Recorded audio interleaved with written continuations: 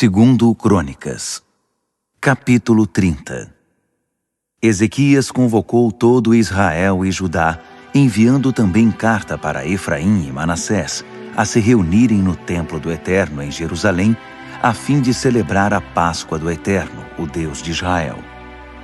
O rei, seus oficiais e toda a comunidade de Jerusalém decidiram celebrar a Páscoa no segundo mês. Eles não puderam celebrar na data prevista, pois não havia sacerdotes suficientes preparados, e o povo não teve tempo de se reunir em Jerusalém. Diante dessa situação, o rei e o povo combinaram outra data, e depois mandaram convites a toda a nação, desde Berseba, no sul, até Dan, no norte. O texto dizia, em essência: venham celebrar a Páscoa do Deus de Israel em Jerusalém. Dos que estavam vivos, ninguém em Israel e Judá havia celebrado a Páscoa como deveria. O rei deu as ordens, e os mensageiros distribuíram os convites assinados pelo rei e por seus oficiais a todo Israel e Judá.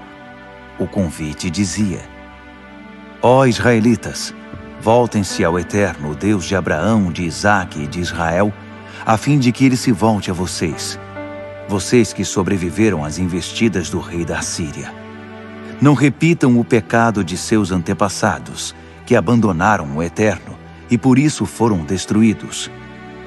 Vocês mesmos são testemunhas da destruição que provocaram. Não sejam obstinados como eles. Confiem no Eterno. Venham ao templo que ele consagrou para sempre. Sirvam ao Eterno, seu Deus. Assim vocês não serão mais objetos de sua ira. Se vocês se voltarem ao Eterno, seus parentes e os descendentes levados cativos serão tratados com compaixão e mandados de volta para sua terra. O Eterno é bondoso e compassivo. Ele não rejeitará vocês. Voltem, e ele os receberá de braços abertos. Os mensageiros foram de cidade em cidade, percorrendo todo o território de Efraim e Manassés até Zebulon. Mas o povo não os levou a sério e zombava deles. Bem, nem todos. Alguns dos que moravam em Azer, Manassés e Zebulon não se constrangeram em aceitar o convite e ir a Jerusalém.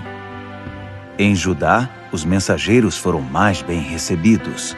Deus agiu poderosamente entre eles, fazendo que se unissem e acatassem as ordens do rei e dos seus oficiais, conforme a palavra do Eterno.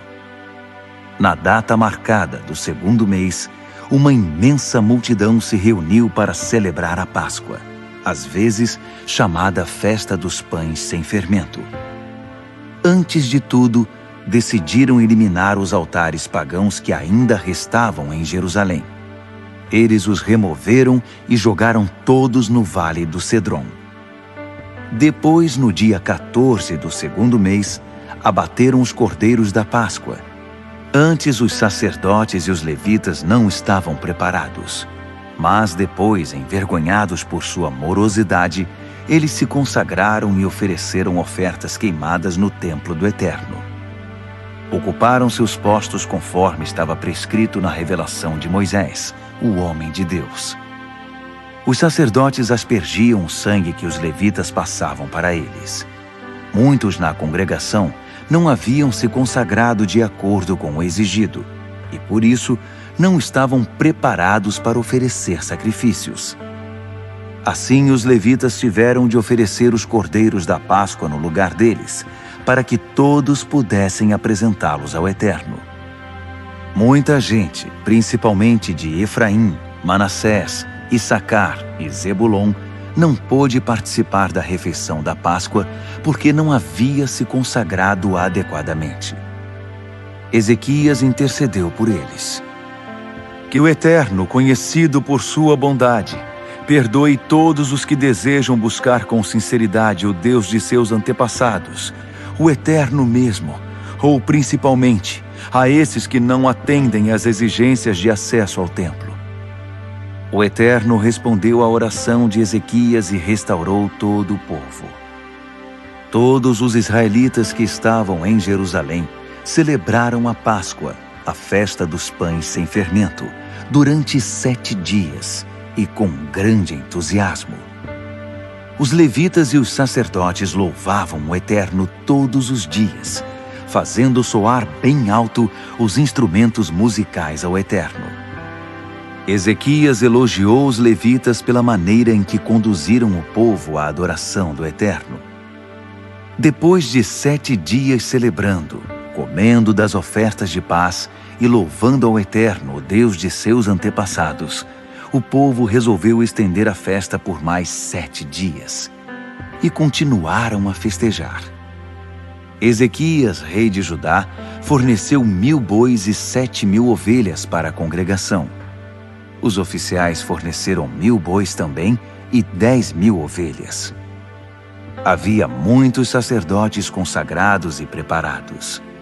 Toda a congregação de Judá, os sacerdotes, os levitas, os que vieram de Israel e os estrangeiros de Israel e de Judá, uniram-se para a celebração. Jerusalém era uma alegria só.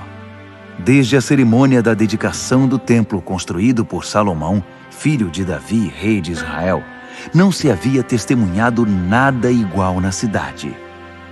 Os sacerdotes e os levitas encerraram com a bênção sobre o povo. Deus ouviu a oração deles, que subiu ao céu, sua habitação sacra.